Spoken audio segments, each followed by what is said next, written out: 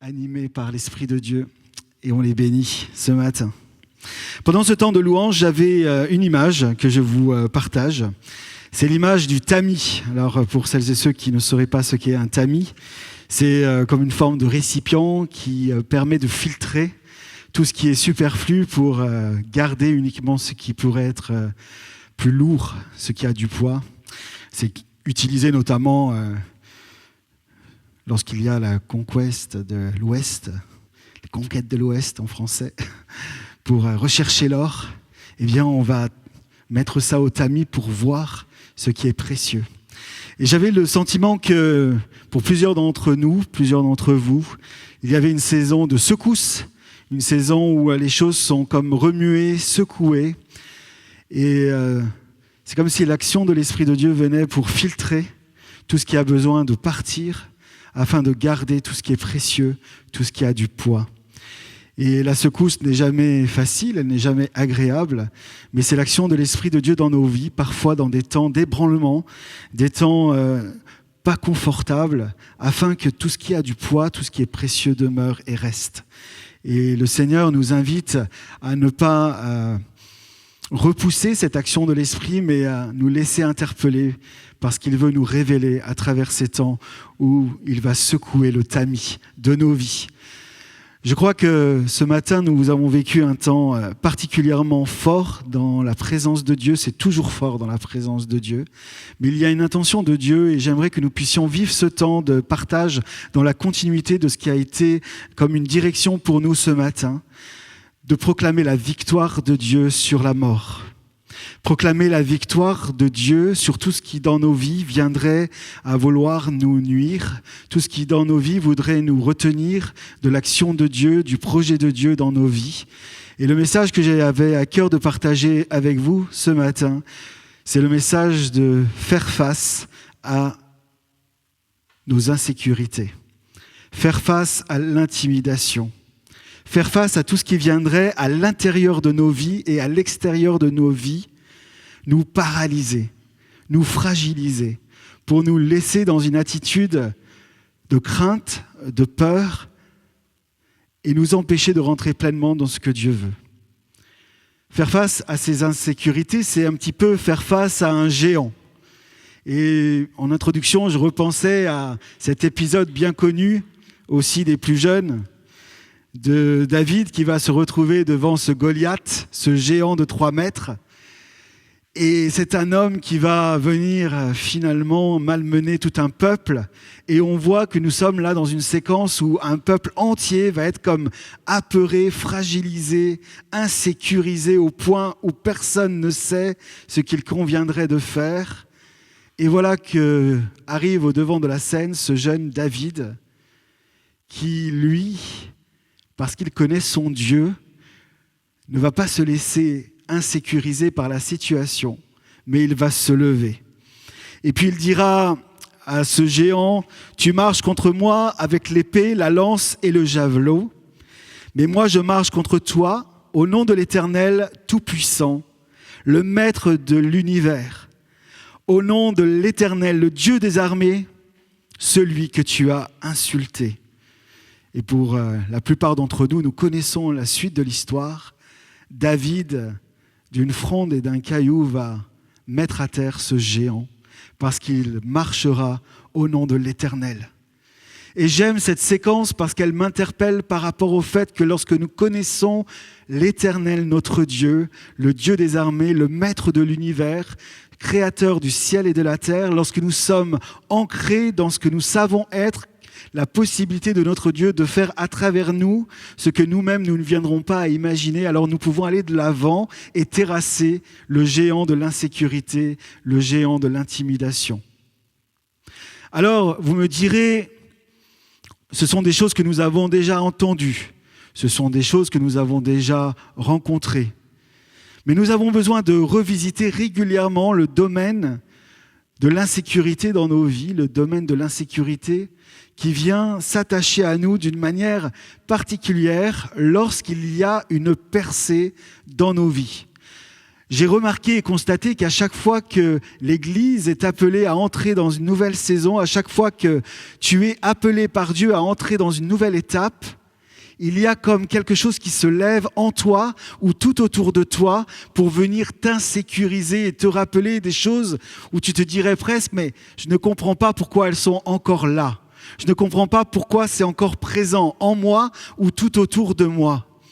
Et c'est précisément un indicateur lorsque cela arrive, lorsque les secousses, comme je le disais, arrivent, qu'il y a quelque chose que Dieu veut nous montrer de nouveau par rapport à ce qu'il dit sur moi, sur nous, sur l'Église, pour qu'on puisse ancrer notre foi dans ce qu'il est, pour qu'on puisse ancrer notre offensive dans la sécurité que c'est lui qui combat pour nous, que c'est lui qui mènera à bien tout projet venant de sa part, que ce n'est pas notre passé, ce n'est pas notre présent ou la crainte de l'avenir qui peut avoir une autorité sur nos vies, mais c'est le nom de l'Éternel qui est dressé comme un étendard sur notre vie, sur notre communauté. C'est ce nom-là qui parle plus fort que tous les autres noms. C'est le nom de l'Éternel qui se lève sur ta vie ce matin, au milieu du doute, au milieu de tes questions, au milieu de tes insécurités, Dieu se lève. Et lorsque Dieu se lève, ses ennemis s'enfuient.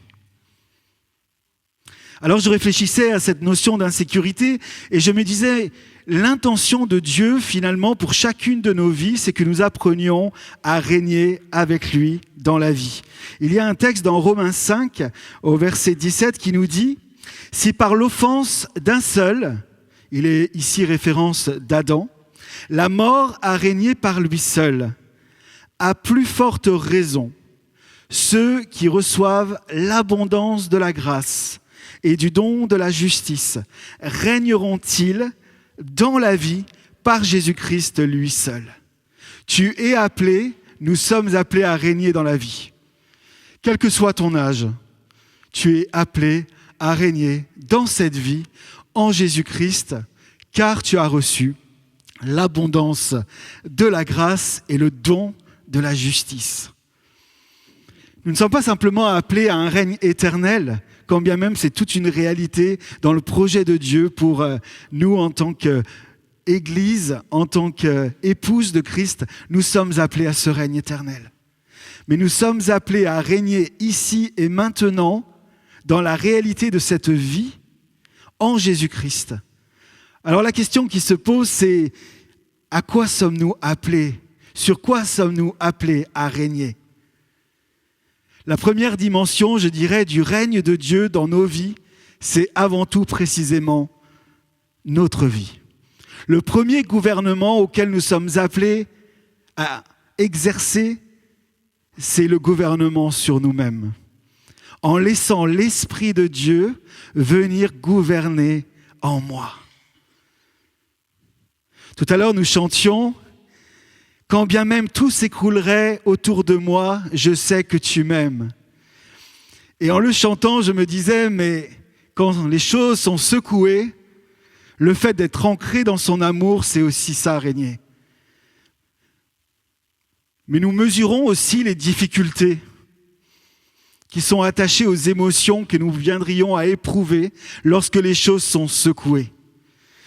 Je peux chanter ce chant lorsque les choses vont plutôt bien, mais quand dans ma vie les choses sont malmenées, sont secouées, est-ce que je reste ancré dans la sécurité de son amour? Est-ce que je reste ancré dans la sécurité de l'abondance de sa grâce, du don de sa justice, qui fait qu'au sein même de la difficulté, au sein même des turbulences, je reste ancré?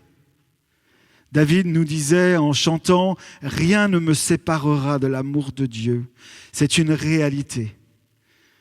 Et si tu es aujourd'hui dans une situation où tu as le sentiment que les choses bougent, que les choses ont changé subitement, que subitement il y a un changement de saison pour toi, que tu ne comprends pas tout, que tu ne vois même pas très clair par rapport à ce qui sera demain, c'est une invitation à exercer ton règne et à t'ancrer dans l'amour, t'ancrer dans ton identité de fils et fille de Dieu. Nos insécurités intérieures sont souvent la peur, la crainte, le doute, le manque de confiance, toutes ces choses qui nous rattrapent et qui finalement peuvent nous maintenir dans cette paralysie, cette incapacité même de pouvoir faire un pas de plus. Mais ce matin, Dieu veut que nous puissions faire un pas de plus, en levant les yeux vers lui, en nous redressant, en levant la tête, parce que nous sommes fils et filles de Dieu. Nous sommes fils et filles de Dieu. Jean, chapitre 1, au verset 12, nous dit ceci. « Mais à tous ceux qui l'ont reçu, à ceux qui croient en son nom, il a donné le pouvoir de devenir enfants de Dieu. » Romains 8, verset 15 nous dit « Vous n'avez pas reçu un esprit de servitude, un esprit de crainte pour être encore dans la crainte, mais vous avez reçu un esprit d'adoption pour lequel nous crions « Abba, Père ». C'est l'Esprit lui-même qui rend témoignage à notre esprit que nous sommes enfants de Dieu. Ce sont des textes bien souvent que nous connaissons, mais il y a une puissance dans le fait de comprendre, pas simplement avec notre tête, mais de vivre par l'Esprit cette réalité que nous sommes enfants de Dieu. Tu es fils et fille de Dieu. Et d'une certaine manière, j'ose penser que David, aussi jeune qu'il l'était, de par son expérience dans cette communion avec le Père, dans cette intimité avec Dieu, tellement les psaumes nous le révèlent, qu'il y avait une telle assurance que ce Dieu-là qui l'a amené finalement à combattre le lion et combattre l'ours était ce même Dieu qui allait quelque part mettre à terre ce géant qui intimidait tout un peuple. Être ancré dans son identité de fils et fille de Dieu, c'est ce qui va me positionner pour la victoire. C'est ce qui va me positionner pour la victoire sur mes pensées, sur mes insécurités intérieures. Et nous avons besoin de les voir en face, ces insécurités. Nous avons besoin de les nommer. Nous avons besoin de savoir qui se dresse en moi contre moi. Qui se dresse en moi contre le projet de Dieu. Il y a tellement de choses dans nos vies liées à notre parcours, liées aux situations que nous avons vécues, qui viennent nous dire ce que nous sommes. J'aimerais nous rappeler ce matin que nous sommes enfants de Dieu. J'aimerais te dire que ce matin, en Christ, tu es positionné pour la victoire. Est-ce que cela nous met au large des difficultés, au large des défis? Non. Mais au sein des difficultés et au sein des défis, je sais que mon identité de fils et fille de Dieu me rend vainqueur parce que je sers ce Dieu qui ne se laissera jamais, jamais intimider par l'œuvre du diable parce que ses projets tiennent bon. Ses projets tiennent bon. Ils sont véritables. C'est une assurance que nous avons en lui qui nous permet d'avoir cette conviction que quand bien même je traverse la vallée de l'ombre de la mort, je ne crains aucun mal, car tu es avec moi parce qu'il est notre berger. Il est celui qui prend soin, il est celui qui nous aime, il est celui qui a la réponse à tout ce dont nous avons besoin dans notre identité. La question de l'identité est une question tellement importante pour chacune de nos vies, de se savoir aimer de lui, accepter de lui d'une manière inconditionnelle. C'est la base de toute notre vie chrétienne. La grâce de Dieu est cet amour inconditionnel qui nous invite dans sa présence sans condition. Il aime, il est amour. Point. Mais ce point a tellement de poids. Il a tellement de poids. Vous savez, souvent dans le pastorat ou dans les relations que je peux avoir avec les jeunes gens en particulier, il y a 3 questions qui se posent souvent. Suis-je aimable? À savoir, suis-je digne d'être aimé? Suis-je valable? Ai-je une quelconque valeur pour que quelqu'un s'intéresse à moi? Et puis la 3e, c'est suis-je capable? Ai-je vraiment les moyens de faire quelque chose? Suis-je aimable? Suis-je valable? Suis-je capable? Souvent, lorsqu'il y a des secousses dans nos vies, ce sont précisément ces 3 dimensions qui viennent nous rattraper dans notre vie intérieure. Suis-je aimable? Suis-je capable? Suis-je finalement valable? Toute la parole de Dieu nous invite à puiser les réponses dans ce qu'il est lui, dans ce qu'il décrète sur nos vies. Tu es aimable parce qu'il t'a aimé le premier. Tu es valable parce qu'avant même la fondation du monde, il savait que tu allais être ici et maintenant pour un projet bienveillant, parce qu'il t'a choisi.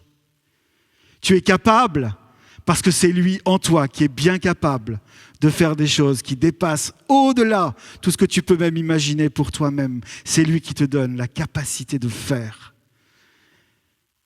Cette identité de fils de Dieu nous positionne. Cette identité de fils et fille de Dieu nous positionne pour la victoire.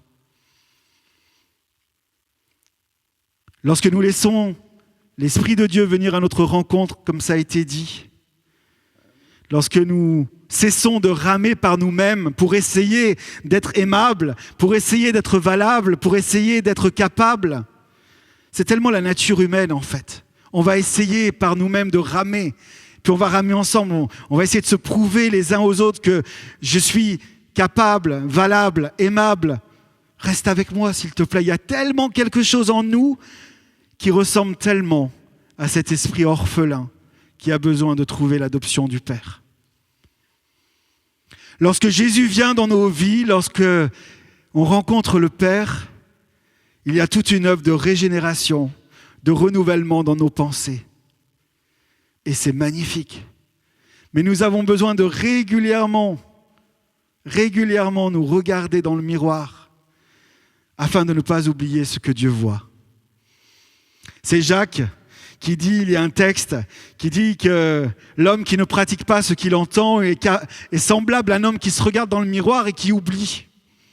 Et je le disais à mon épouse ce matin, je dis c'est intéressant parce que souvent on pense que c'est obéir à la parole de Dieu, pratiquer. Et oui, c'est juste. Mais je crois que c'est aussi d'accepter de croire ce que Dieu dit.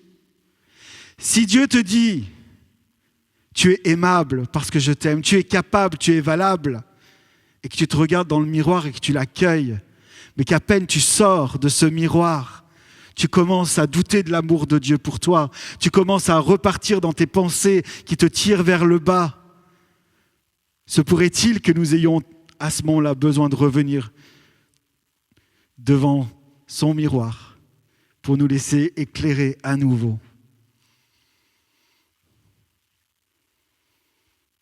Quels sont les défis, quels sont les enjeux, quels sont parfois même les comportements que nous viendrions à avoir qui finalement viendraient nous dire « Tu n'es pas digne d'être fils et fille de Dieu. Retire-toi, pars, va ailleurs, va là où tu pourras le procurer pour toi-même. » Il y a des choses dans nos vies qui sont récurrentes. Il y a parfois des addictions dans nos vies qui sont encore là. Il y a parfois des choses qui sont faites dans le secret, et nous le savons devant Dieu, qui sont une entrave à recevoir cette paix que Dieu veut nous donner de vivre. Ne laissons pas cela nous priver de nous lever en tant que fils et filles de Dieu. Mais amenons cela à la lumière afin que nous puissions en être libérés. Permettons à Dieu de venir guérir en profondeur tout ce qui dans nos vies nous empêche de régner en tant que fils et filles de Dieu. Tout ce qui nous empêche de nous lever en tant que fils et filles de Dieu. Faire face à nos insécurités, c'est régner sur nos pensées et confronter tout ce qui dans nos pensées vient nous faire douter. Si David, devant ce Goliath, était en proie à ses insécurités intérieures, au point de douter de la possibilité de Dieu de faire quelque chose, peut-être que ce Goliath serait encore là en train de narguer le peuple. Mais David avait compris que finalement, il y a peu de choses qui dépendaient à ce moment-là de lui, mais que tout dépendait de son Dieu, de l'Éternel des armées, du Maître de l'univers. Lorsque je me positionne en tant que fils et fille, je reconnais que c'est par grâce que je peux le faire, parce que c'est lui qui le décrète. Et parce qu'il le décrète, il m'invite à le décréter à mon tour dans tous les domaines de ma vie, dans toutes ces pensées qui sont parfois tyranniques et qui nous tirent vers le bas. Toutes ces pensées, comme je l'ai dit, qui peuvent potentiellement nous priver de régner dans cette vie en Christ. Vous n'avez pas reçu un esprit de servitude pour être encore dans la crainte, mais un esprit d'adoption par lequel nous crions Abba. Quels sont les domaines dans nos vies où nous voulons aujourd'hui crier Abba? Quels sont les domaines dans nos pensées dans lesquels nous voulons nous laisser adopter par le Père? C'est une question importante parce que c'est précisément la réponse à cette question qui va nous donner de rentrer dans une dynamique offensive et de pouvoir nous dresser face à l'insécurité qui vient si facilement dans nos vies.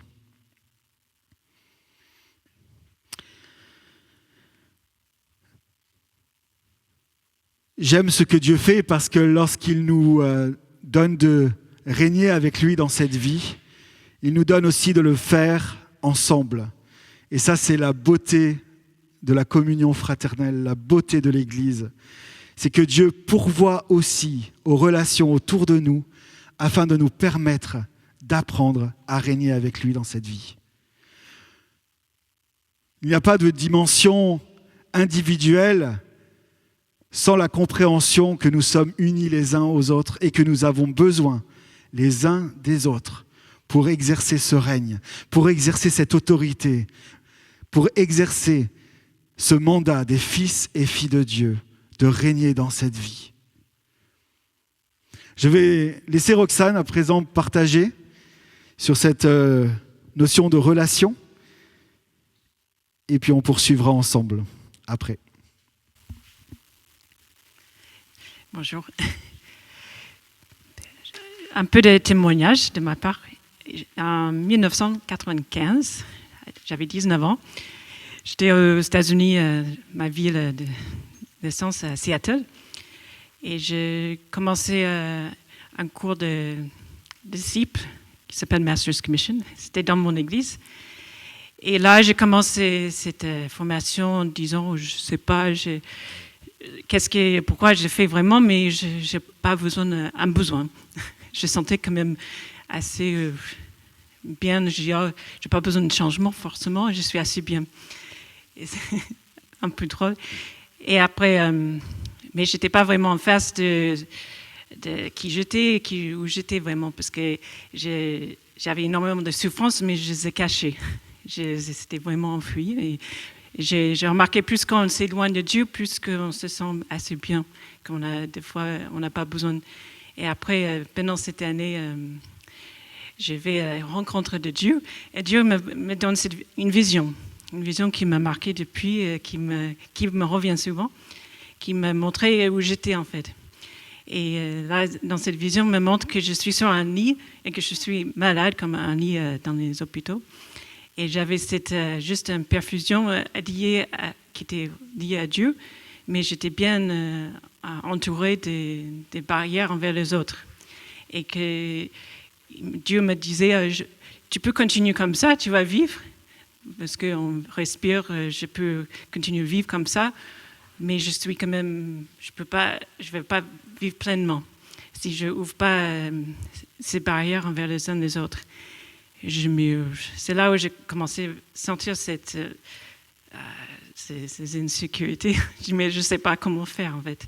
Parce que en fait, dans ma vie, j'avais énormément bougé. Chaque année, on a déménagé. Et donc, par défense, je pense que il m'a montré que j'avais créé ces barrières pour me protéger. Et là, à ce moment-là, je devais apprendre à vivre avec les autres et de laisser les autres m'aimer. Mais ça, c'était compliqué. Mais je ne sais pas comment faire ça. Et j'ai dit, OK, je ne sais pas le faire Dieu, donc tu me montres. Et là, pendant cette année, il y a aussi mon frère qui était avec moi. Et on arrive à un moment et il me dit, tu es tellement dur. Je dis, mais je sais. Et là, il commence à pleurer et me montrer qu'il voulait cette relation avec moi. Et c'était le fait qu'il était tellement vulnérable avec moi, ça m'a commencé à casser ces barrières. Et j'ai réalisé l'amour qu'il avait pour moi. Et j'avais jamais vraiment réalisé ça, vraiment que j'étais aimée. Et ensuite, j'étais logée dans une famille dans l'église. Et je n'avais pas compris pourquoi elle m'aimait autant, en fait. Je dis, mais tu ne me connais pas, pourquoi tu m'aimes autant? Elle me donnait plein de choses. Je dis, mais j'avais du mal et j'ai résisté cet amour des autres envers moi. Et ça m'a pris très longtemps, en fait, d'accepter l'amour des uns des autres. Et avec le temps, j'ai commencé à comprendre et vivre ces relations. Et à la fin de l'année, on était tellement proches qu'à la fin, on pleurait. C'était tellement quelque chose, les liens qui étaient tellement forts pour moi. Et je n'avais jamais expérimenté ça. Et c'était grâce à ces relations que j'ai expérimenté l'amour de Dieu. Et j'ai commencé vraiment à vivre grâce à les liens avec les uns des autres. Et depuis, j'ai plein d'autres situations, des choses, des personnes qui me touchaient, qui m'a exprimé cet amour. Et j'ai commencé à accueillir l'amour de Dieu grâce à des personnes autour de moi. Et maintenant, je suis tellement convaincue qu'on a besoin des uns des autres que j'ai fait tout ce que je peux pour apporter cet amour pour les autres. Et que dire que c'est pas...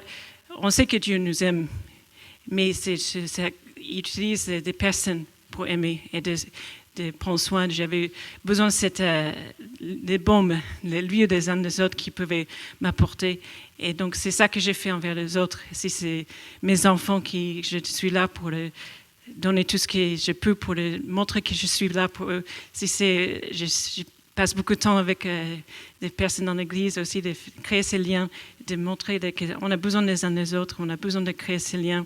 Et il y a tellement de personnes qui sont handicapées, presque comme moi, que j'étais, qu'on ne sait pas comment faire. Si on a vécu tellement longtemps sans des relations, on est comme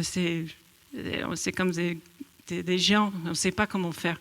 Et on est tellement frustrés, malheureux, si on n'a pas ces liens. Et ça demande beaucoup de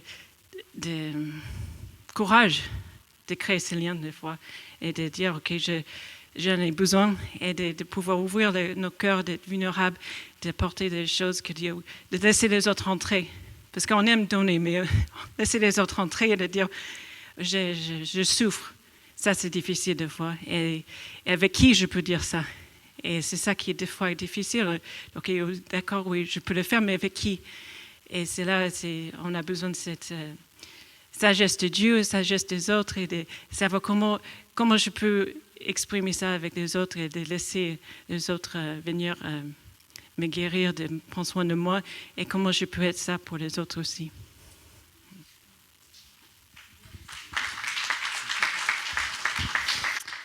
Merci Roxane. Il y a ce texte dans Jacques qui nous dit « Confessez vos péchés les uns les autres, priez les uns et les autres, parce que c'est là qu'il y a la guérison. » Et on voit que dans la pédagogie de Dieu, dans ce qu'il nous donne de vivre, il y a une provision incroyable lorsque nous pouvons être dans cette liberté.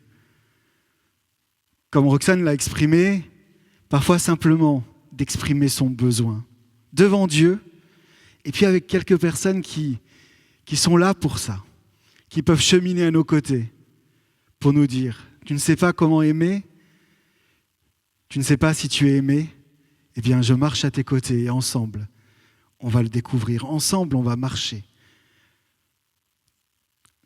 dans l'amour du Père.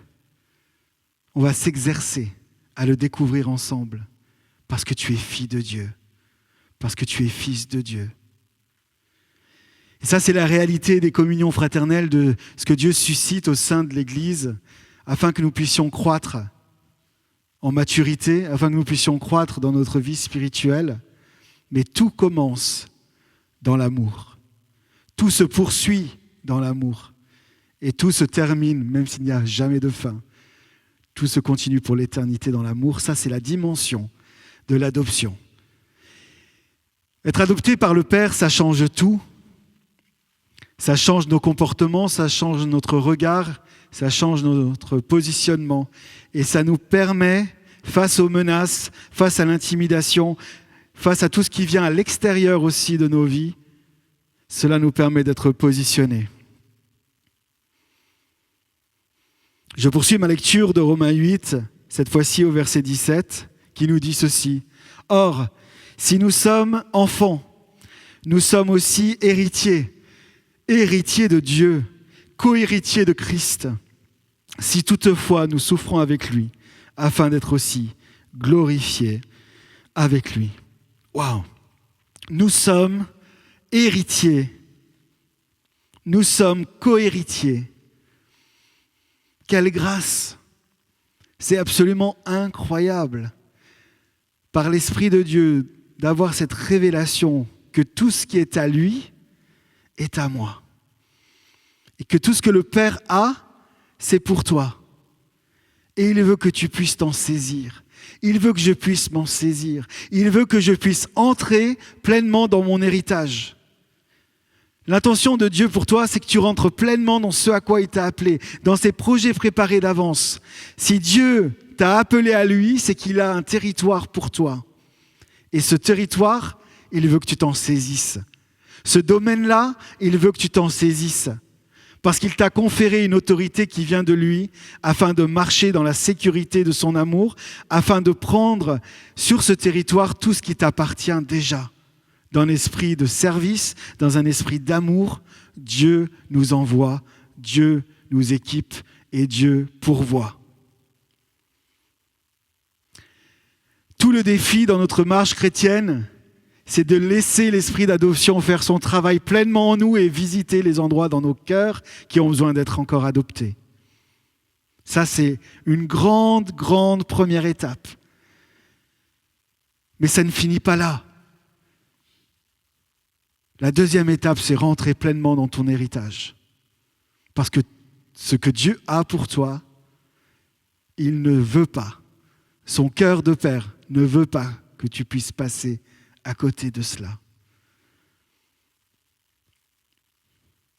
Il y a tellement parfois de destinées qui peuvent s'arrêter, qui peuvent même se bloquer à cause de choses qui sont de l'ordre du vécu et qui restent confinées dans ma vie intérieure, qui sont parfois présentées à Dieu sous forme de perfusion, mais finalement qui ne trouvent pas un relais relationnel, un relais de proximité qui permet de dire « j'ai besoin de toi ». Quelle force, quel courage de pouvoir dire ça à celui qui est à côté de soi. J'ai besoin de toi. Ce n'est pas un aveu de faiblesse, mais c'est un aveu de courage. C'est une déclaration de guerre face à l'ennemi. Lorsque je m'attache à Dieu, lorsque je m'attache à celles et ceux qui sont autour de moi, en disant ce combat, je ne vais pas le mener seul, je vais mettre ces choses-là à la lumière, j'accueille ton regard et ensemble, on va chercher le cœur du Père, parce que là, précisément, on ne se laissera pas piéger plus longtemps.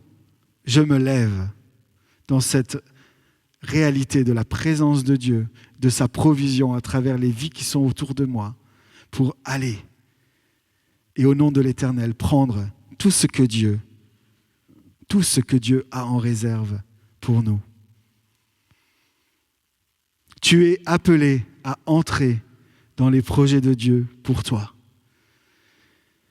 Et parfois, l'intimidation, l'insécurité vient pour faire un travail de sape et pour te mettre à l'écart. Il n'y a plus de condamnation pour ceux qui sont en Jésus-Christ. Et trop souvent, la honte et la culpabilité agissent comme une intimidation dans nos vies, comme une insécurité. Mais viens dans la présence du Père. Comprends sa bonté pour toi et repens-toi. C'est la bonté du Père qui nous pousse à la repentance. C'est la bonté du Père qui nous pousse à cette transformation de vie. Alors si tu te sens coupable, si tu te sens dans la honte, il y a une invitation pour toi à revenir dans la présence du Père en comprenant que tout ce qu'il a pour toi, c'est sa bonté. C'est cette bonté-là qui t'amène à vouloir changer de cap, à vouloir changer de vie.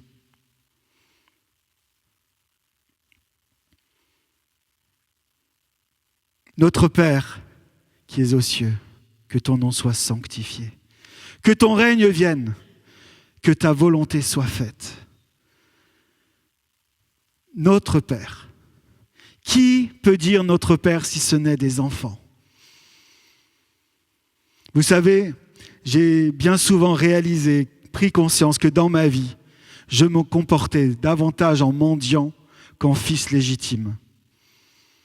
Et je crois que quel que soit le nombre d'années de vie chrétienne que nous viendrions à avoir, lorsque nous basculons dans cet esprit orphelin, nous devenons des mendiants. Et on ne réalise pas que tout ce que le Père a préparé pour nous est réellement pour nous. Et donc on va agir comme des mendiants, on va prier comme des mendiants, au lieu d'être positionnés comme des fils et filles. L'autorité que Dieu nous donne est une autorité royale, de fils et filles. C'est pour ça que nous pouvons prier, notre Père qui est dans les cieux, que ton nom soit sanctifié, que ton règne vienne dans ma vie, que ta volonté soit faite sur la terre comme elle est faite dans le ciel. Et je peux commencer à agir, je peux commencer à bouger, je peux commencer à aller dans cet esprit d'amour et de service pour prendre tout ce que le Père veut nous donner en tant que fils et filles légitimes, parce qu'il nous fait rentrer dans son héritage. Il nous fait rentrer dans cette dimension de grâce. Le temps viendrait à me manquer pour revisiter ce texte de Luc 15 bien connu où nous trouvons l'histoire de ces deux fils dont l'un va dilapider toute la richesse d'un père et puis qui va revenir repentant devant le Père et il va être accueilli. Le Père va être tellement heureux de le revoir qu'il la fête va être là. Il va le revêtir d'un vêtement neuf, il va lui mettre un anneau au doigt, des nouvelles sandales, c'est la fête. Et là, on se retrouve face à un homme qui n'est finalement pas si à la fête que ça. C'est son frère aîné, qui lui n'est jamais parti de la maison, qui a toujours tout bien fait et qui va être irrité au plus profond de lui-même. Et là, le Père lui dira, mais ne vois-tu pas que tout ce que j'ai est à toi? Et finalement, il agissait dans la maison du Père comme un mercenaire, comme quelqu'un qui n'avait pas saisi la grâce qui lui était faite au quotidien. Et cette colère est souvent le signe que nous ne saisissons pas la grâce que Dieu nous fait d'être fils et filles de Dieu. Lorsqu'il y a une colère qui, en nous, commence à monter, se pourrait-il qu'il y ait quelque chose à revisiter? De l'amour de Dieu pour nous, de la grâce abondante de Dieu pour nous qui fait de nous des fils et des filles de Dieu, afin de participer à la fête et à la joie que Dieu veut nous donner de goûter et de vivre. Il y a des insécurités, mes amis, intérieures, qui ont besoin d'être traités. Parce que nous vivons dans une société, nous vivons dans un monde rempli d'insécurité. Et le monde attend la révélation des fils de Dieu. Ceux qui ont l'assurance, pas d'être meilleurs que les autres, mais l'assurance qu'ils sont aimés, l'assurance qu'ils sont capables, l'assurance qu'ils sont valables, parce qu'ils sont fils et filles de Dieu. La création soupire. Elle attend ardemment la révélation des fils et filles de Dieu. Et Dieu veut lever des fils et des filles partout, dans l'Église, dans la société, qui reflètent cet amour du Père, qui partagent cet amour de Dieu et qui nous donnent de retrouver une dimension d'espérance pour tout ce que l'ennemi a cherché à détruire. Il est temps de reprendre du terrain en tant que fils et filles de Dieu, sur tout ce que l'ennemi a cherché à nous voler, sur tout ce que l'ennemi a cherché à dérober, voler, détruire. Ne laissons pas notre passé dicter ce que nous sommes aujourd'hui, mais laissons la bonté de Dieu nous pousser à la repentance, venir dans ses bras d'amour, nous restaurer, nous guérir. Saisissons l'opportunité que Dieu nous fait d'être placés dans une famille ici, afin d'ouvrir les bras et d'être dans l'accueil de celui qui est dans ce besoin de rencontrer le Père. Soyons ses bras, soyons ses yeux, soyons cette bouche pour bénir. Ce n'est pas simplement un rêve pieux que j'énonce ce matin, mais je crois que c'est le mandat que Dieu nous donne, d'aller et de faire de toutes les nations des disciples, d'aller et de refléter Christ. Jésus priera en Jean 17 que nous ne sommes pas du monde, quand bien même nous sommes dans le monde. Il y a quelque chose de plus à manifester dans le monde.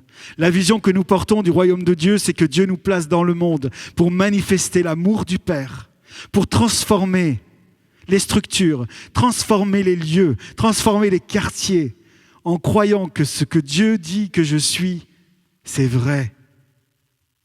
En croyant que là où Dieu m'envoie, c'est ma terre de mission, c'est mon ancrage, c'est là où Dieu veut que je puisse non seulement être, mais aussi me déverser. J'ai eu l'occasion, il y a quelques mois en arrière, de partager cela. Où est-ce que tu te déverses aujourd'hui en tant que fils et fille de Dieu ? Quels sont les hommes et les femmes que tu influences ? Quels sont les hommes et les femmes qui voient la différence ?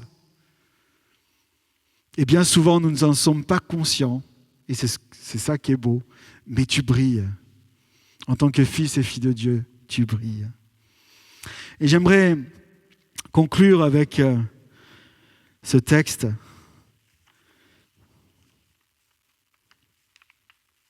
qui est tiré d'Ésaïe 61.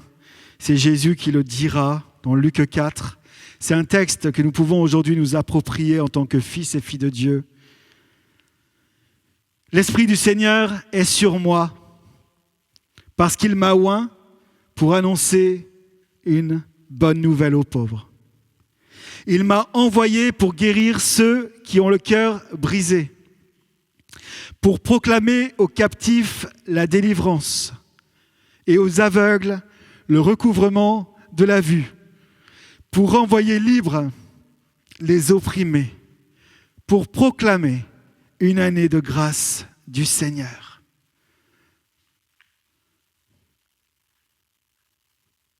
Waouh! Les fils et les filles de Dieu règnent dans cette vie par Jésus-Christ pour annoncer une bonne nouvelle aux pauvres, pour guérir ceux qui ont le cœur brisé, pour proclamer aux captifs la délivrance, le recouvrement de la vue aux aveugles, renvoyer libres les opprimés, pour proclamer une année de grâce du Seigneur. Ça, c'est ce à quoi nous sommes appelés ensemble. Nous sommes appelés à régner en Jésus-Christ dans cette vie, parce que nous avons reçu l'abondance de la grâce. Alors en terminant, j'aimerais dire, il y a plus pour toi, plus pour nous en tant qu'Église, plus pour nous dans la compréhension du projet de Dieu, de ce qui nous a appelés enfants de Dieu, fils et filles, co-héritiers avec Christ. Nous servons un royaume inébranlable, un royaume qui n'aura jamais de fin. Il y a une telle sécurité dans l'amour du Père pour toi. Alors faisons face avec intentionnalité aux géants de l'intimidation, aux géants de l'insécurité, et osons nommer, parce que Dieu nous attend dans son désir de collaborer avec nous pour transformer notre société. Parce qu'il y a un désir ardent, il y a une attente que nous soyons révélés toujours plus en tant que fils et fille de Dieu, dans cette société orpheline qui a tellement besoin du Père. Si ce n'est pas toi, qui ? Qui enverrai-je ? Qui parlera pour moi ? Quel que soit ton âge, lève-toi, brille et crois que celui qui t'envoie est celui qui pourvoit. Crois que celui qui te lève est celui qui t'apporte toutes les ressources nécessaires pour accomplir la mission pour laquelle il t'envoie. Tu es aimé, tu es capable, tu es valable parce qu'il l'est à travers toi. Il l'est à travers toi.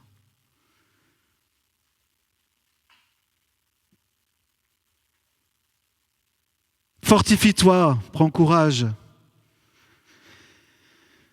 Ne laisse pas la timidité, ne laisse pas l'insécurité gagner ton cœur.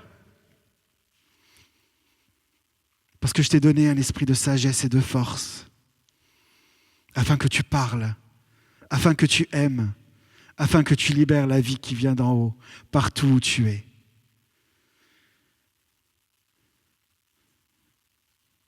Quels sont les endroits dans nos vies qui ont besoin d'être visités par l'amour du Père, qui ont besoin d'être trouvés à nouveau dans sa bonté ? Quels sont les domaines dans nos vies où nous avons besoin de retrouver cette assurance d'être pleinement adoptés par lui ? Partout où il y a peur, crainte, rejet, peur de l'abandon, comparaison, rivalité, colère, animosité, doute, inquiétude, toutes ces choses-là à l'intérieur de nous, amenons ces choses-là devant le Père, dans sa présence. Et allons trouver celles et ceux qui peuvent cheminer à nos côtés, afin que nous puissions trouver de la guérison. Il y a plus à vivre. Et Paul dira, il dénonce les œuvres infructueuses des ténèbres. J'aimerais dire ce matin que mon intention n'est pas tant de mettre l'accent sur ce qui se trame dans les ténèbres, mais de nous rappeler que la lumière brille. Que la lumière brille pour toi. Que la lumière brille. Et que tout ce qui est en toi, encore dans la crainte et la peur, puisse fondre devant cet amour, puisse trouver ce retour dans la présence du Père, parce qu'il veut régner avec toi et conquérir des territoires avec toi et te donner de voir précisément là où il t'a placé aujourd'hui pour que tu exerces le règne de Dieu.